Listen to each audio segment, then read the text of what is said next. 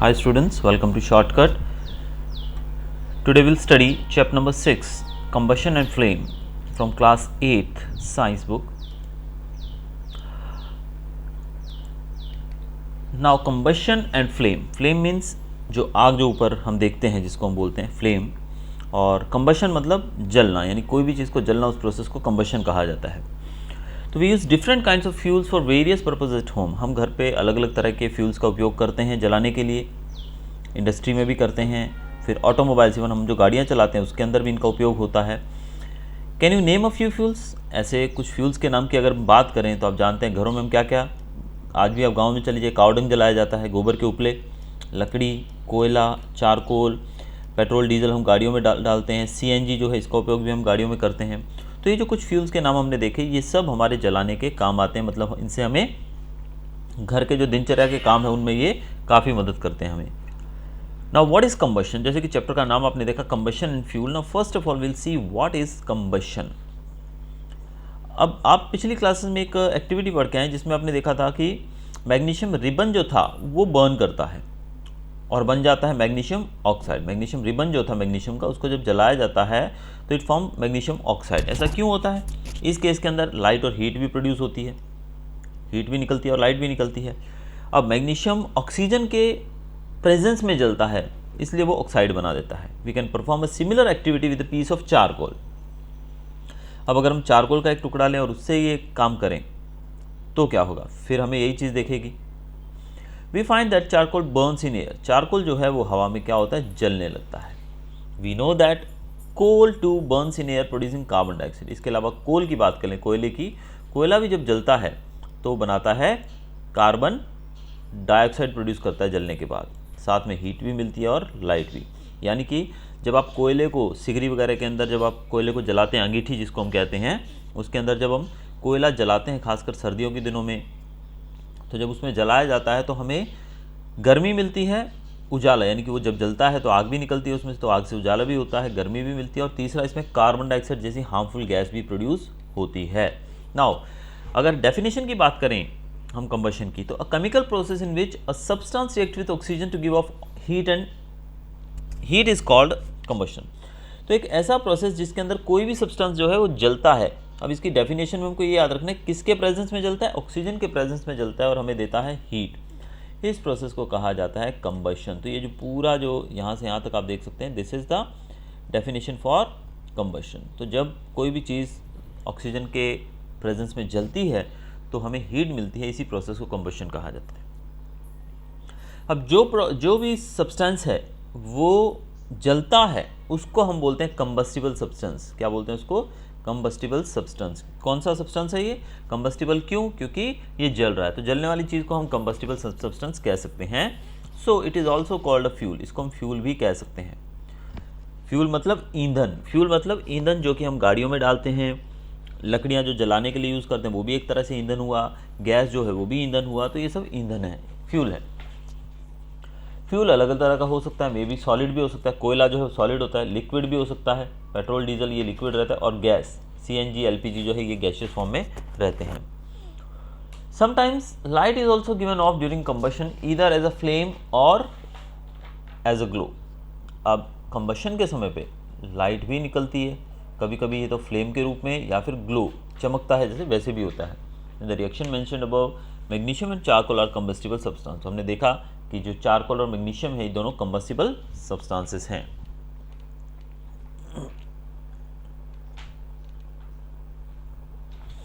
अब यहाँ पे टेबल आप देख सकते हैं, वुड जलता है कि नहीं जलता है? जलता है, तो इट इज़ कंबस्टिबल। पेपर भी जलता है, कंबस्टिबल। आयरन नेल जलता है? नहीं, तो ये नॉन कंबस्टिबल में है। कैरोसिन ऑयल कंबस्टिबल में आएगा। स्टोन पीस जो है वो नॉन कंबस्टिबल में आएगा। स्ट्रॉ यानी कि चारा जो रहता है, सूखी घास रहती है, वो भी कंबस्टिबल है। चारकोल की बात करें, it's also combustible. Then match stick is also combustible and glass is non combustible. तो ये हमने एक टेबल के द्वारा देखा कि कौन कौन सी चीज़ें जलने वाली हैं, कौन सी नहीं है। अब एक एक्टिविटी जो कि मैं मोस्ट प्रॉब्ली क्लास के अंदर करके बच्चों को बताता हूँ ज़्यादातर, ये एक्टिविटी जो आप देख रहे हैं ये आप घर पे भी परफॉर्म कर सकते हैं, but be careful while performing this activity, क्योंकि जब आग से आप कुछ भी परफॉर्म कर रहे हो तो उससे आग लगने का भी खतरा रहता है, इसलिए बड़ों की सुपरविजन में ही ऐसा कीजिए। तो करना क्या है आपको? देखिए, जब आप मोमबत्ती लेंगे इस प्रकार से, देखिए इस प्रकार से जब आपने मोमबत्ती ली तो उसको जब आप जलाओगे, देखिए नीचे इन्होंने गैप रखा है, ये 2 टुकड़े रखे हैं। कुल मिला के आप देखिए कि अगर आप मोमबत्ती को ऐसे सीधा रख के जलाओगे तो जलने लगेगी, ठीक है। लेकिन जब आप उस मोमबत्ती के ऊपर ग्लास जो है इस प्रकार से उल्टा करके रख दोगे तो बिल्कुल बंद हो जाएगी, धीरे धीरे धीरे धीरे बंद होने लगेगी या फिर कम जलेगी। जब उसको ऑक्सीजन की मात्रा हम बिल्कुल ही बंद कर देंगे, यानी कि यहाँ पे देखिए ऊपर से खुला हुआ है थोड़ा, और मतलब उसको ऑक्सीजन मिल रही है बट नॉट दैट मच, तो धीरे धीरे बंद हो जाएगी। लेकिन जब हम उसको बिल्कुल ही पैक कर देंगे तो वो बिल्कुल ही बंद हो जाएगी, यानी कि वो जलेगी ही नहीं। कुल मिला के इस एक्टिविटी को आप सिंपली परफॉर्म करें तो मोमबत्ती जलाइए, उसके ऊपर एक ग्लास रख दीजिए उल्टा करके। जब तक मोमबत्ती जल रही है, जैसे ही उसके ऊपर आप जब ग्लास रख दोगे उल्टा करके तो उसके अंदर ऑक्सीजन की सप्लाई बंद हो जाएगी। जब इस ग्लास को आप देखिए, अब यहाँ पर नीचे गैप है, आप यहाँ देख रहे हैं ना, ये दोनों ब्लॉक्स के ऊपर रखा हुआ है, तो यहाँ से हवा अंदर जा रही है, ऑक्सीजन जा रही है, इसलिए जलती रहेगी मोमबत्ती। लेकिन यहाँ पे देखिए जब नीचे से भी आपने पैक कर दिया और ये ऊपर से भी समझो कि उल्टा करके ग्लास रखा है और पैक है, भले आप देखिए ये क्या इन्होंने लिया है, ग्लास नहीं है ये ऐसा लिया है कि हवा जो है पास होती रहे इसमें से। देखिए ये ऊपर से एक दोनों तरफ से खुला जो है सिलेंडर है, यानी कि ऊपर से भी खुला है नीचे से भी खुला है। अब यहाँ पे क्या किया, देखिए नीचे तो कार्डबोर्ड है पूरा, ऊपर भी इन्होंने कार्डबोर्ड डाल के इसको बंद कर दिया। तो जब उसके अंदर आप ऑक्सीजन की सप्लाई बंद कर दोगे, यानी कि ग्लास उल्टा करके रख दोगे उसके ऊपर, तो वो बुझ जाएगी। जब आप ग्लास वैसे ही जला के रखोगे मोमबत्ती, वो जलती रहेगी क्योंकि ऑक्सीजन मिल रहा है। जब आप ग्लास उल्टा कर दोगे तो मोमबत्ती बुझ जाएगी। क्यों बुझ जाएगी? क्योंकि ग्लास जो है उसने उसको पैक कर दिया। अब देखिए ऑक्सीजन जितनी देर इसके अंदर जितनी है, जैसे ही वो ऑक्सीजन खत्म हो जाएगी तब तक तो ये जलेगी, ऐसा नहीं स्टार्टिंग में बंद हो जाएगी। जितनी देर इसके अंदर ऑक्सीजन जितनी है उतनी देर तक ये मोमबत्ती जलेगी, उसके बाद ये तुरंत बंद हो जाएगी। तो इससे हमें क्या पता लगता है?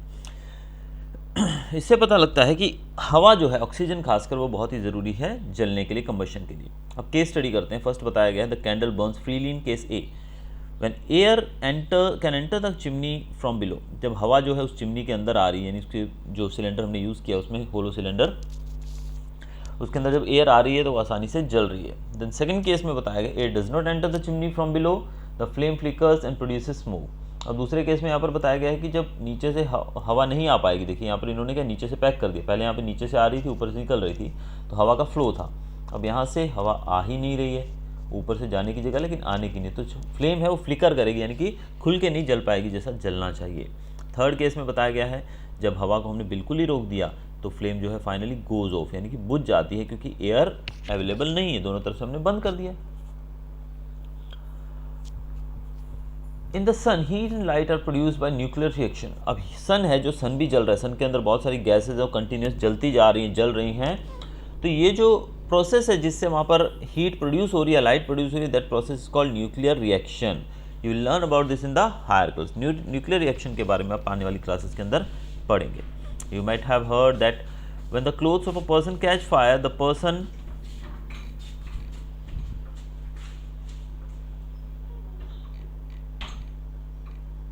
is covered with a blanket to extinguish fire. अब अगर आपने कभी ध्यान दिया हो या फिर ऐसी इंस्ट्रक्शंस बहुत जगहों पर दी जाती हैं कि जब कभी किसी व्यक्ति के कपड़ों पे आग लग जाए तो उसके ऊपर एक कंबल से उसको अच्छे से ढक देना चाहिए। क्या करना चाहिए? कंबल से उसको अच्छे से ढक देना चाहिए। क्यों पता है आपको? यस, अब आप याद करिए कि हमने यहाँ पर ग्लास को ढक दिया था तो क्या हुआ था? देखिए ग्लास को दोनों तरफ से ढक दिया तो क्या हुआ था? ऑक्सीजन मिलना बंद हो गया और आग बुझ गई। यस, बिल्कुल यही रीज़न है कि जब हम उस व्यक्ति को पूरे तरीके से ढक देंगे तो जो है ऑक्सीजन जो है वो नहीं मिलेगी आग को, और वो आग जो है वो धीरे धीरे बुझने लगेगी।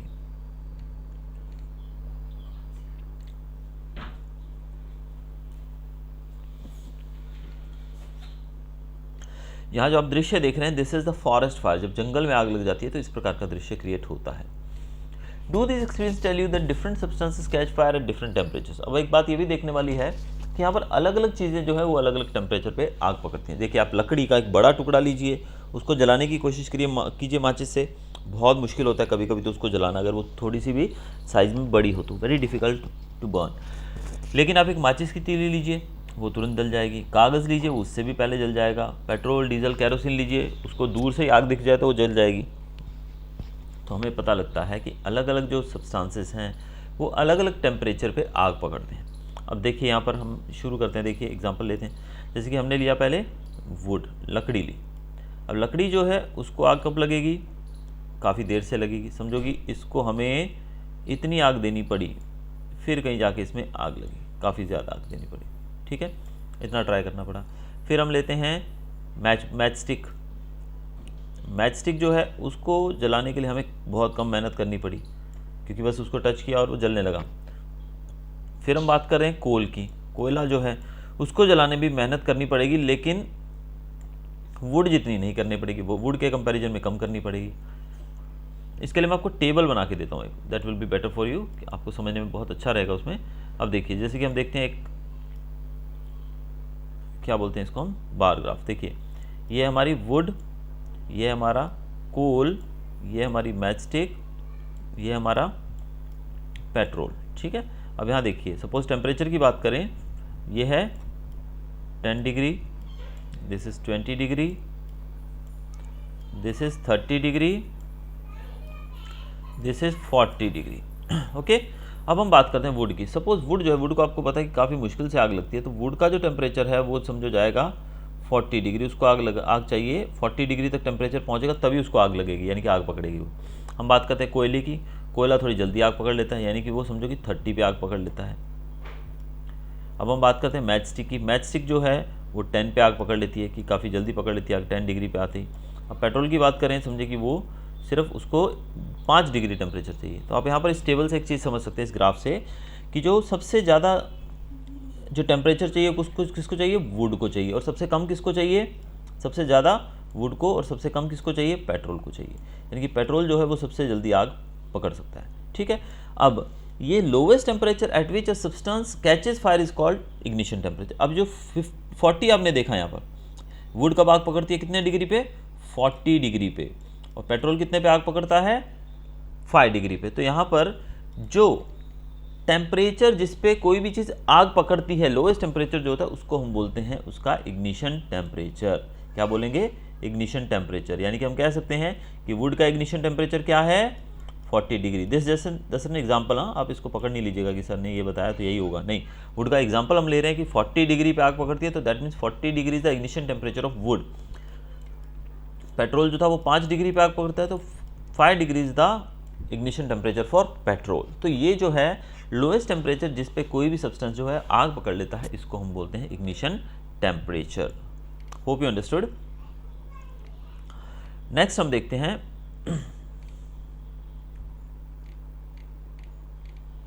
we find that a combustible substance cannot catch fire or burn as long as its temperature is lower than its ignition temperature. Have you seen cooking oil catching fire when a frying pan is kept for long on a burning stove? Kerosene oil and wood do not catch fire on their own at room temperature, but if kerosene oil is heated a little, it will catch fire.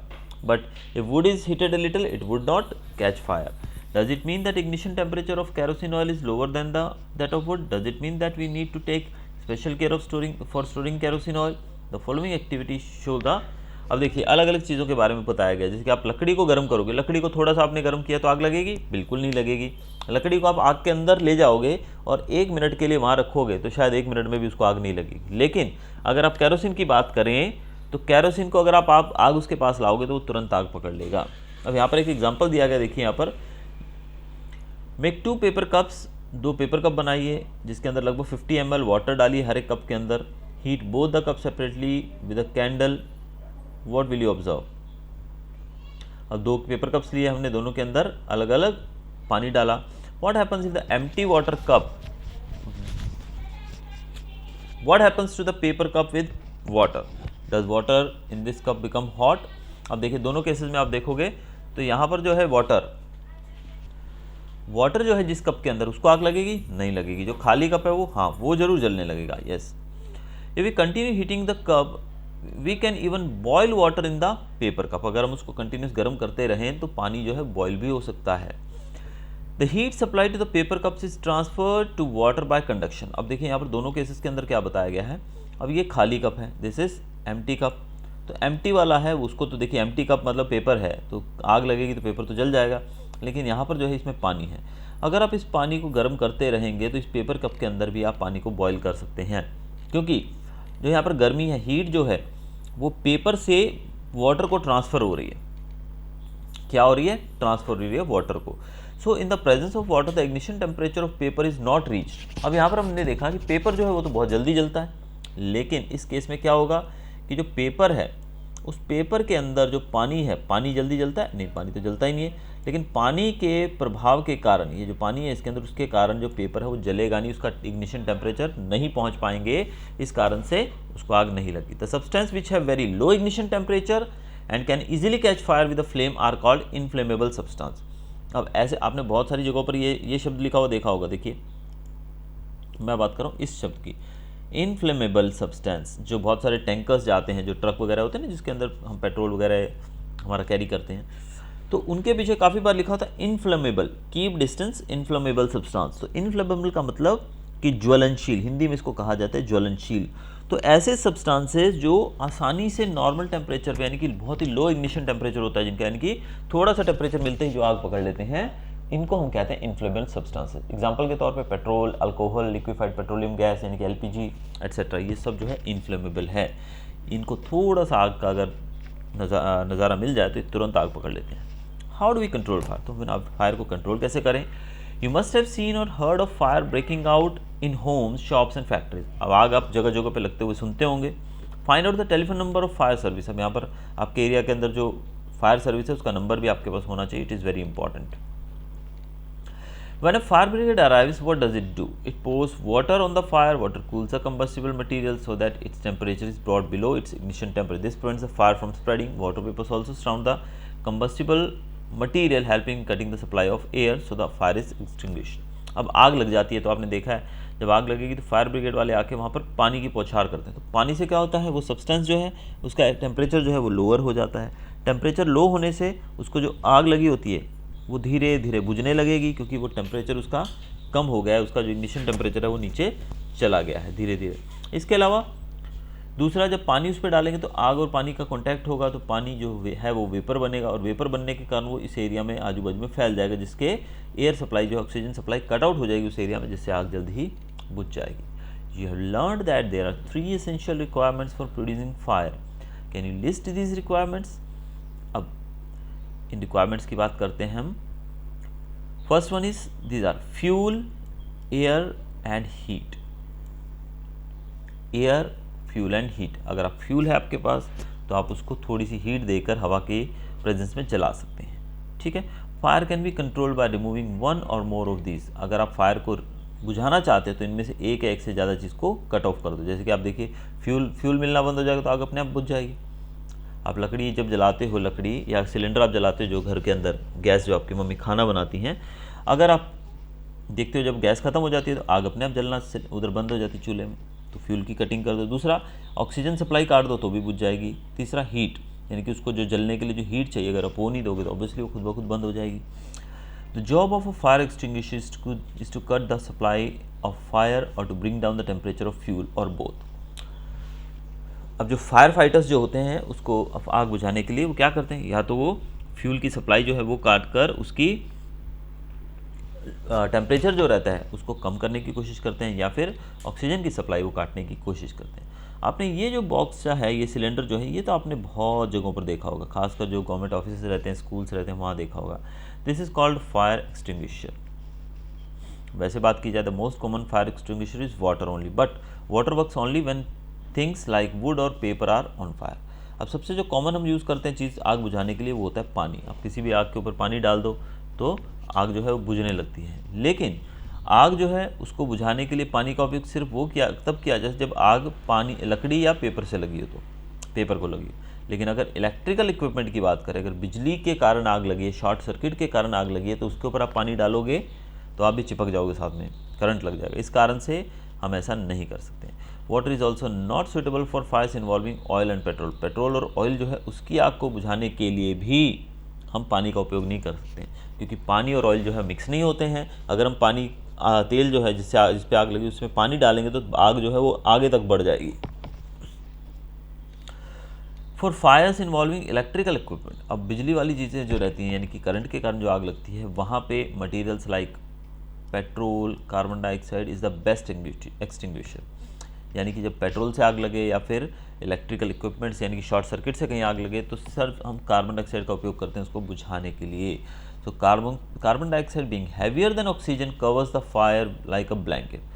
Carbon dioxide जो है वो हवा से भारी है, इस कारण से वो जिस भी जगह पर आग लगी है, जो भी मटेरियल ने आग पकड़ी है, उस सब्सटेंस के ऊपर वो एक कवर बना देती है। Since the contact between the fuel and the oxygen is cut, अब जब ऑक्सीजन जो है उसकी बजाय वो जो कार्बन डाइऑक्साइड है वो किसी भी सब्सटेंस को ऊपर से कवर कर लेगी। फॉर एग्जांपल हम देखें कि सपोज ये पर्टिकुलर चीज़ को आग लगी है, ठीक है, अब इसको ऑक्सीजन मिल रही है चारों तरफ से, इसलिए वो आग बढ़ती जा रही है। लेकिन जैसे हमने फायर एक्सटिंग्विशर से कार्बन डाइऑक्साइड छोड़ी तो वो कार्बन डाइऑक्साइड ने इसको ऐसे करके यहाँ से कवरिंग दे दी, एक लेयर दे दी। अब इसकी लेयर के बाद इसके अंदर ऑक्सीजन जाना बंद हो गया है, तो ये जल्दी बुझ जाएगी। How do we get the supply of carbon dioxide? It can be stored at high pressure as a liquid in cylinder. इसको हम लिक्विड के तौर पे सिलेंडर्स में रख सकते हैं। तो मोस्टली आपने देखा होगा जो फायर एक्सटिंग्विशर्स हैं जो आपके स्कूलों के बाहर या गवर्नमेंट ऑफिस में देखने को मिलते हैं, वो ऐसे ही होते हैं। Another way to get carbon dioxide is to release a lot of dry powder of chemicals like. आप एक तरीका तो ये है कि आप कार्बन डाइऑक्साइड जो है उसको सिलेंडर्स के अंदर स्टोर करके रख सकते हैं। दूसरा बताया गया है कि आप dry powder of sodium bicarbonate, यानी कि बेकिंग सोडा जो है, सोडियम बाइकार्बोनेट वो, या फिर पोटेशियम बाइकार्बोनेट जो है, इनको आप रख सकते हो। तो इनसे भी आपको काफ़ी सारी कार्बन डाइऑक्साइड मिल सकती है नियर द फायर। इसको मतलब अगर आप फायर के पास रखोगे तो ये जो है कार्बन डाइऑक्साइड इसमें से निकलेगी, यानी कि बेकिंग सोडा या फिर पोटेशियम बाइकार्बोनेट जो है, इनके अंदर भी कार्बन डाइऑक्साइड निकलती है। इस कारण से जब आप आग के पास में इनको फेंक दोगे, यानी कि आग के ऊपर छिड़क दोगे, तो उससे भी काफ़ी फर्क पड़ेगा। अब हम बात करेंगे टाइप्स ऑफ कंबशन की। Bring a burning matchstick or gas lighter near gas stove in the kitchen. Turn on the knob of the gas stove. What do you observe? We find that the gas burns rapidly and produces heat and light. Such combustion is known as rapid combustion. अब types of combustion में पहला है rapid combustion. तो rapid combustion क्या होता है? Rapid combustion का मतलब होता है जब आप देखते हो किचन में जाते हो आप, तो किचन में क्या करती है मम्मी ने नॉब खोला, लाइटर की एक चिंगारी सी जो है वही आग को भड़काने के लिए काफ़ी होती है। तो ऐसे फ्यूल्स जो कि बहुत जल्दी आग पकड़ लेते हैं, ये एक बहुत ही क्विक कंबशन रहता है, तो इस कंबशन को रैपिड कंबशन कहा जाता है। There are substances like phosphorus which burn in air at room temperature. ये चीज़ आपको याद रखनी है, फॉस्फरस जो है वो रूम टेम्परेचर पे बर्न होने लगता है, यानी कि फॉस्फरस को आप घर में वैसे रख ही नहीं सकते हो, जैसे ही वो हवा के कॉन्टैक्ट में आएगा वो जलने लगेगा। किसकी बात कर रहे हैं हम? phosphorus की। The type of combustion in which a material suddenly bursts into flames without the application of any apparent cause is called spontaneous combustion. अब ये जो combustion है इसको हम spontaneous combustion कहते हैं। spontaneous combustion कहने का इसका रीज़न इसके पीछे ये है कि यहाँ पर हमने किसी भी चीज़ का उपयोग नहीं किया, सडनली वो अपने आप ही आग पकड़ ली उसने। किसकी बात करें? फॉस्फरस की। तो ये जो है ये दोनों चीज़ों का आपको ध्यान रखना है। रैपिड कंबशन मतलब गैस का चूल्हा, जो कि गैस मतलब जलाते ही हम कैसे चिंगारी से तुरंत आग लग जाती है। स्पॉन्टेनियस कंबशन का मतलब जब आग लगती है किससे? जैसे कि फॉस्फरस जो है उसको बिना किसी चीज़ के, यानी कि फॉस्फरस अगर आप हवा में ले जाओगे तो तुरंत आग लग जाएगी उसको। तो ये जो है ये स्पॉन्टेनियस कंबशन कहलाता है। We generally have fireworks on festival days. When a cracker is ignited, a sudden reaction takes place with the evolution of heat, light and sound. A large amount of gas formed in the reaction is liberated. Such a reaction is called explosion. अब explosion की बात करते हैं। Obviously Diwali का माहौल है और आप काफ़ी ज़्यादा उत्साहित होंगे इसके बारे में। एक्सप्लोजन, जब आप पटाखा जलाते हैं तो उसके अंदर जो बारूद होता है वो एकदम फटता है, तो हीट प्रोड्यूस भी होती है, लाइट भी प्रोड्यूस होती है, फुलझड़ी वगैरह कोई भी चीज़ होती है उससे धमाका भी सुनाई देता है हमको। तो ये तीनों चीज़ें प्रोड्यूस होती हैं। तो इसके अंदर large amount of gas is formed, इसमें बहुत सारी गैस भी निकलती है। इसको हम कहते हैं explosion. Explosion can also takes place if pressure is applied on the cracker. अगर पटाखे के ऊपर प्रेशर डाल दिया जाए तो भी एक्सप्लोजन होता है। आप जानते हैं ना वो जो टिकड़ी बम आते हैं जो कि हम पिस्तौल में डाल के छोटे बच्चे बजाते हैं, उस पटाखे के ऊपर आप जानते हैं हम प्रेशर से एक बार चीज़ मारते हैं, कैसे ज़ोर से मारते हैं। आप देखें पटाखा जो है, बंदूक आपकी जो पिस्टल रहती है जिसके अंदर आप वो रोल डालकर बजाते हो, तो वो आप देखते हो पीछे से जो प्रेशर उसके ऊपर एकदम से आके वो हैमर रहता है जो वो तुरंत लगेगा और प्रेशर क्रिएट होगा, इससे वो पटाखा जो फूटता है और आवाज़ करता है। अब हम बात करते हैं फ्लेम की। Observe an LPG flame. अब आप फ्लेम की बात करें, एलपीजी फ्लेम को देखिए और उसका कलर बताइए कैसा होता है। एलपीजी यानी कि जो सिलेंडर मम्मी जलाती है किचन के अंदर, उसमें कैसी आग निकलती है? ब्लू कलर की होती है। कैंडल की लाइट कैसी होती है? येलो कलर की होती है। तो अलग अलग जो है वैसे उनकी हमें लाइट भी अलग अलग तरीके से देखने को मिलेगी। Record your observation. अब आप अलग अलग जो फ्लेम्स है वो देखोगे। तो कैंडल जो है forms flame, does not form flame, candle flame जलाता है, मैग्नीशियम से फ्लेम बनती है कि नहीं बनती है, कैम्फर जो है, इन चीज़ों से हमें देखना है कि फ्लेम बनती है कि नहीं बनती है।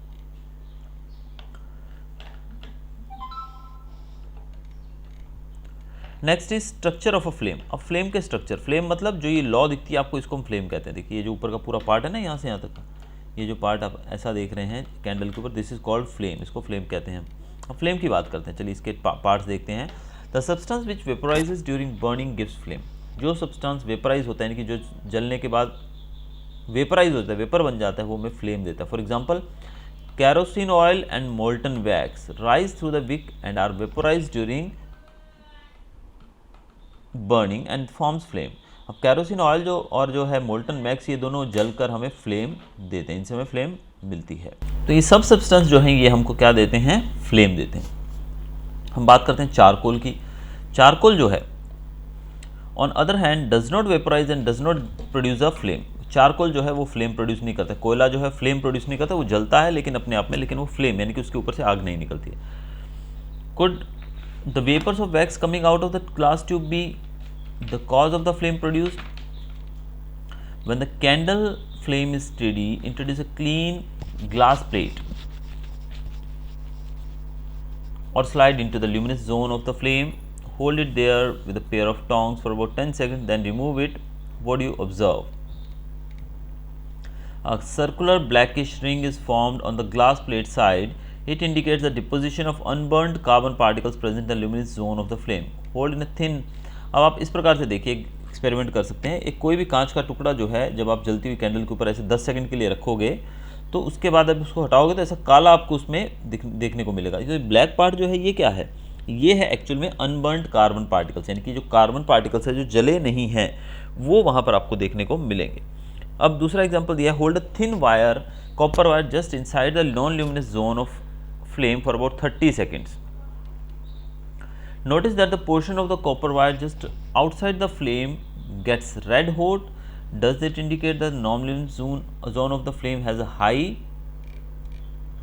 temperature? In fact, this part of the flame is hottest part. अब आप देखिए यहाँ पर हम फ्लेम के बारे में ध्यान से जानेंगे, ये बहुत इंपॉर्टेंट है और ये मोस्टली हमें हमारे समझने लायक है। देखिए अब ये जो फ्लेम आप देख रहे हैं, इसके जोन्स की बात करिए। ये तो वैक्स है हमारी, ये वैक्स का इनर मोस्ट जोन है, यानी कि जो बत्ती आप देख रहे हो जिसको आग लगती है, this is the inner most zone of wax.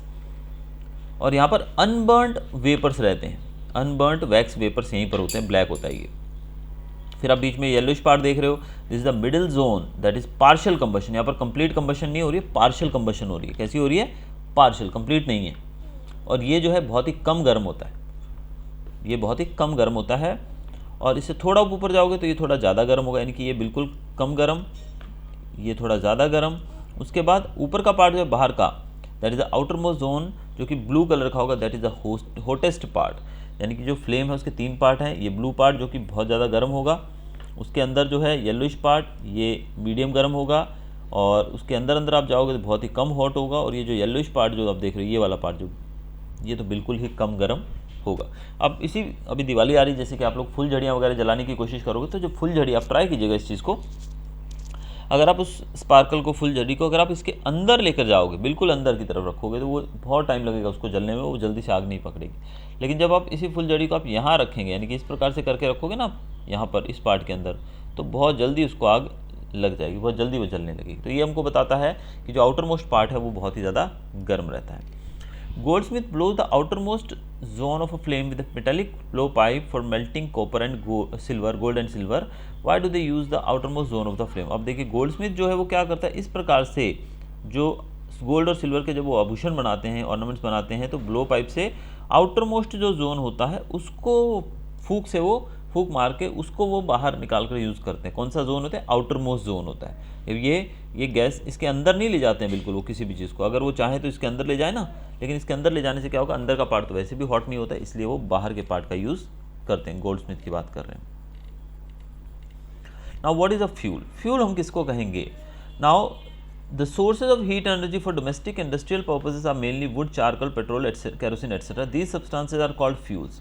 अब हम फ्यूल्स इनको कहेंगे जिनको हम घरों में या इंडस्ट्रीज में या कहीं भी जलाने के लिए उपयोग करते हैं, जिनसे हम एनर्जी प्रोड्यूस करते हैं उनको हम बोलते हैं फ्यूल्स। अब good fuel is one which is readily available. अब एक अच्छे फ्यूल के कुछ गुण देखें कि अच्छा फ्यूल हम किसको बोलेंगे, एक बेस्ट फ्यूल किसको बोलेंगे। तो एक बेस्ट फ्यूल होगा जो ईजिली अवेलेबल होगा, दूसरा वो चीप होगा, तीसरा ईजिली जल जाएगा, चौथा मॉडरेट कॉस्ट होगा, मॉडरेट रेट पे, यानी कि आसानी से जलने लगेगा।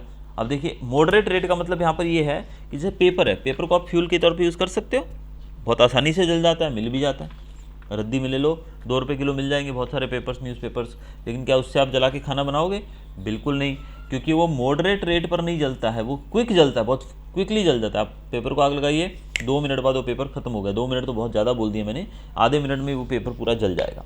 तो इस प्रकार से अगर कोई चीज़ ज़्यादा जलेगी जल्दी तो भी उसका मतलब नहीं, और बहुत धीरे धीरे जलेगी वो भी नहीं, मॉडरेट रेट में, फिर उसकी एनर्जी नहीं आएगी। तो इसलिए मॉडरेट मीडियम वे में जलना चाहिए। तीसरा, it produces a large amount of heat, इससे बहुत अच्छी मात्रा में एनर्जी निकलनी चाहिए। सो ये जो चीज़ें हमने देखी ये एक अच्छे फ्यूल की क्वालिटीज़ है। पहला, आसानी से मिलना चाहिए, दूसरा चीप होना चाहिए, हवा में आसानी से जल जाए और मॉडरेट रेट पे जल जाए, और जलने का ज़्यादा हीट प्रोड्यूस करे, क्योंकि हमें हीट की ज़रूरत होती है तभी तो हम फ्यूल को जलाते हैं। और चौथा इसमें बताया गया है, it does not leave behind any undesirable substance, पीछे कुछ भी बचना नहीं चाहिए। जैसे कि आप गैस जलाते हो तो गैस पूरे तरीके से जल जाती है, वहीं आप लकड़ी जलाओगे तो उसमें काफ़ी सारी चीज़ें अनबर्nt रह जाती हैं, ऐश भी बचती है। तो ये जो हमने यहाँ देखा ये गुड फ्यूल के कुछ लक्षण हैं, कुछ ऐसी चीज़ें हैं जो गुड फ्यूल को एक अच्छा फ्यूल बनाती हैं। There is a probably no fuel that could be considered as an ideal fuel. तो वैसे तो बताया जाए कि कोई भी ऐसा फ्यूल नहीं है जिसको हम आइडियल फ्यूल बोल सकते हैं। We should look for a fuel which fulfils most of the requirements for a particular use. अब आइडियल फ्यूल तो वैसे कोई भी नहीं है, लेकिन हम फिर भी कोई ना कोई ऐसा फ्यूल जरूर ढूंढ सकते हैं जो कुछ पर्टिकुलर यूज में हम ले सकें जिसको। Fuels differ in their cost, some fuels are cheaper than other. Fuels जो हैं वो अपने कॉस्ट में भी डिफरेंट है, अलग अलग। जैसे गैस है वो सस्ती है काफ़ी, अभी एक्चुअल में देखा जाए तो कंपैरेटिवली लकड़ियों के मुकाबले लकड़ियाँ तो बहुत महंगी मिलती हैं। पेट्रोल डीजल के मुकाबले भी गैस जो है सस्ती है। Some fuels are cheaper than others, कुछ फ्यूल्स जो हैं वो दूसरे से सस्ते हैं। अब ऐसे कुछ लिस्ट बनाने के लिए इन्होंने कहा है, हम आगे देखेंगे अब फ्यूल एफिशिएंसी के बारे में। फ्यूल एफिशिएंसी क्या होती है? Suppose you were asked to boil a given quantity of water using cow dung, coal and LPG as fuel, which fuel would you prefer? आप कौन सा लेना चाहोगे? गाय के गोबर के उपले जो हैं वो जलाने के लिए, कोयला जलाने के लिए और एलपीजी जलाने के लिए कहा गया है। और कहा गया है कि आप अपने इस पानी को बॉयल करो। कौन सा यूज़ करोगे आप? मैं तो भाई एलपीजी यूज़ करूँगा। Do this 3 fuels produce the same amount? और क्या तीनों को जलाने से सेम हीट मिलेगी? देखते हैं चलिए। The amount of heat energy produced on complete combustion of 1 kg of a fuel is called its calorific value. अब ये कैलोरीफिक वैल्यू की जो डेफिनेशन है वो आपको यहाँ से लिखनी है यहाँ तक। कैलोरीफिक वैल्यू किसे बोलते हैं? आप अपना गैस का सिलेंडर देखिएगा, उसके ऊपर जरूर ये लिखा होगा कैलोरीफिक वैल्यू। तो जब आप किसी भी फ्यूल को 1 kg जलाओगे, कितना जलाओगे? किसी भी फ्यूल को 1 किलो जलाओगे तो 1 किलो फ्यूल को जलाने पे जितनी एनर्जी निकलती है उसको हम कैलोरीफिक वैल्यू बोलते हैं। आपका गैस सिलेंडर जो है, चूल्हा है गैस का, उसके ऊपर आप नोट करके देखिए ज़रा। उसके ऊपर आप देखोगे तो आपको केजी के हिसाब से वहाँ पर लिखा होगा कि कितना है। मोस्टली ज़्यादातर लिखा होता है, बाकी देख लीजिएगा आप, तो ट्राई कीजिए। तो 1 kg जो अगर हम किसी भी फ्यूल को जलाएंगे तो उससे कितनी एनर्जी निकलेगी, कितनी हीट प्रोड्यूस होगी, उसको हम उसकी कैलोरीफिक वैल्यू कहेंगे। The calorific value of a fuel is expressed in unit called kilo joule पर केजी। अब जो ये कैलोरीफिक वैल्यू जो है उसको हम देखिए, केजी जो है, किलोग्राम फ्यूल जलाने पे कितनी हीट प्रोड्यूस होगी, उसको जो मापा जाता है वो किलो, 2 किलो में नहीं, किलो जूल पर केजी में। Calorific values of some fuels are given. अब यहाँ देखिए कुछ वैल्यूज दी गई हैं आपके सामने। काव डंग 1 किलो जलाने पे इतना निकलता है, तो सबसे ज़्यादा आप देखिए वुड पे निकलता है 17,000 से 22,000 तक 1 किलो वुड जलाने पे। अगर हम कोयले की बात करें तो उससे भी ज़्यादा है, 25 से 33 तक निकलता है। पेट्रोल 45 है, कैरोसिन 45, डीजल 45, मीथेन 50 है, देखिए 50,000, सीएनजी 50,000 और एलपीजी 55,000। तो यहाँ पर देखिए तो सबसे ज़्यादा जो एक कैलोरीफिक वैल्यू वाला फ्यूल जो है वो है एलपीजी। इसीलिए हम एलपीजी का उपयोग करते हैं किचन के अंदर खाना बनाने के लिए और कुकिंग पर्पज़ के लिए। हाँ, इससे भी अगर हायर फ्यूल चाहिए आपको तो वो है हाइड्रोजन। हाइड्रोजन जो है लगभग 1.5 लाख किलो जूल पर केजी प्रोड्यूस करता है। तो हाइड्रोजन वैसे सबसे ज़्यादा है, लेकिन हम घरों में जो यूज़ करते हैं that is LPG. Now burning of fuels leads to harmful products. जब हम इनको जलाते हैं तो इससे काफ़ी हार्मफुल प्रोडक्ट्स भी निकलते हैं। क्या क्या इसके नुकसान हैं हमारे एनवायरनमेंट के लिए, देखते हैं। Carbon fuels like wood, coal, petrol release unburned carbon. अब इनको जलाने से अनबर्नड कार्बन पैदा होता है। क्या होता है? अनबर्नड कार्बन पैदा होता है। दूसरा, ये अनबर्नड कार्बन जो है ये बहुत ही ज़्यादा नुकसान है। कार्बन मतलब ये ऑक्सीजन के अंदर के कार्बन डाइऑक्साइड बना लेते हैं और ये हमारे सांस में काफ़ी दिक्कत करते हैं। हमें खांसी, जुकाम, जो एलर्जी रहती है वो because of these things only रहती है। दूसरा, incomplete combustion of these fuels. अगर इसका इनकम्प्लीट कंबशन होगा तो कार्बन मोनोऑक्साइड गैस बनेगी और ये बहुत ही ज़्यादा पॉइजनस गैस है और हमारे लिए बहुत ही ज़रूरी खतरनाक है ये। अगर हम बंद कमरे के अंदर ऐसा इस गैस के साथ अगर सो जाएं गलती से, कभी कभी आपने सुना होगा कोयला जलाते हैं लोग, अंगीठी, जो नॉर्थ इंडिया में बात करें जब बहुत ठंड होती है लोग घरों के अंदर सर्दियों के दिनों में रात को अंगीठी जलाकर सो जाते हैं जिसमें कोयला वो जला देते हैं। अब वो कोयला जलने से क्या होता है, वो कंप्लीट कंबशन नहीं होती है कोयले की, कोयला पूरे तरीके से नहीं जलता है तो वहाँ पर कार्बन मोनोऑक्साइड गैस पैदा हो सकती है और उसमें जो आदमी उसमें सो रहे हैं उस रूम के अंदर they may die also. The carbon monoxide gas produced can kill person sleeping in that room. तो इसलिए जब भी आप किसी रूम में सो रहे हैं तो वहाँ पर आप किस तरह की अंगीठी वगैरह जलाकर ना सोएं। Combustion of most fuels release carbon dioxide in the environment. Increase concentration of carbon dioxide in the air is believe to cause global warming. अब ज़्यादातर जो फ्यूल्स हैं उनको जलाने पे कार्बन डाइऑक्साइड रिलीज होती है और कार्बन डाइऑक्साइड की मात्रा जब हमारे एटमॉस्फेयर में बढ़ जाए तो इससे ग्लोबल वार्मिंग का खतरा बढ़ जाता है। ग्लोबल वार्मिंग के कारण जो धरती का टेम्परेचर बढ़ेगा जिससे बर्फ़ जो है पहाड़ों पे जमी है, ग्लेशियर्स हैं वो पिघलने लगेंगे। इससे कोस्टल एरियाज़ के अंदर फ्लड आने का भी चांस है और कोस्टल एरियाज़ जो हैं वो सी के अंदर भी डूब सकते हैं क्योंकि पानी सारा जब समंदर के अंदर बर्फ़ पिघलने से सारा पानी समंदर में जाएगा तो सी लेवल बढ़ जाएगा। चौथा यहाँ पर है burning of coal and diesel. कोयला और डीजल जलाने से सल्फर डाइऑक्साइड गैस पैदा होती है और ये बहुत ही ज़्यादा सफोकेटिंग यानी कि दम घोटू सांस है, दम घुटता है इसमें और कोरोसिव गैस है। More over petrol engines give of gaseous oxides of nitrogen. Petrol engine जो हैं पेट्रोल के जलने से नाइट्रोजन ऑक्साइड मिलती है। Oxygen of oxides of sulphur and nitrogen. Nitrogen के ऑक्साइड्स और सल्फर के ऑक्साइड जो हैं वो रेन वाटर में मिलकर एसिड्स बनाते हैं और वो एसिड रेन के रूप में धरती पर आते हैं। यानी कि जो पेट्रोल आप जलाते हो, पेट्रोल गाड़ी है जो आपकी, उसमें से नाइट्रोजन के ऑक्साइड्स निकलते हैं और जो डीजल गाड़ियाँ हैं उससे सल्फ़र के ऑक्साइड्स निकलते हैं और ये सब जो है ऑक्साइड्स जो हैं सल्फ़र डाइऑक्साइड और नाइट्रोजन डाइऑक्साइड जो है ये एटमॉस्फेयर में एसिड बना देते हैं और फिर एसिड बनाकर ये धरती पर फिर एसिड रेन के रूप में गिरते हैं। It is very harmful. और ये जो एसिड है, जब एसिड रेन होगी तो ये एसिड तो आपको पता है हर चीज़ को जला देता है, तो फसलें, बिल्डिंग, सॉइल, ये सब चीज़ें जल जाती हैं। The use of diesel and petrol as fuel in automobiles is replace by CNG. तो आजकल हम ज़्यादातर सीएनजी का उपयोग करते हैं ऑटोमोबाइल्स में, गाड़ियों में, तो ये भी काफ़ी बेनिफिट हो रहा है इससे क्योंकि सीएनजी जो है वो हमारे लिए इतनी हार्मफुल नहीं है। CNG is a cleaner fuel. तो सीएनजी को एक क्लीनर फ्यूल कहा जाता है क्योंकि ये जो है ये हमारे लिए जो एनवायरनमेंट को बिल्कुल भी नुकसान नहीं पहुंचाती है। तो ये था हमारा चैप्टर। यहाँ पर कुछ ब्लैंक्स दिए गए हैं। Burning of wood and coal causes dash of air. तो ये सब आप अपने तरीके से इसको करके देख सकते हैं। Hope you enjoyed the video. Have a nice day. Thanks for watching.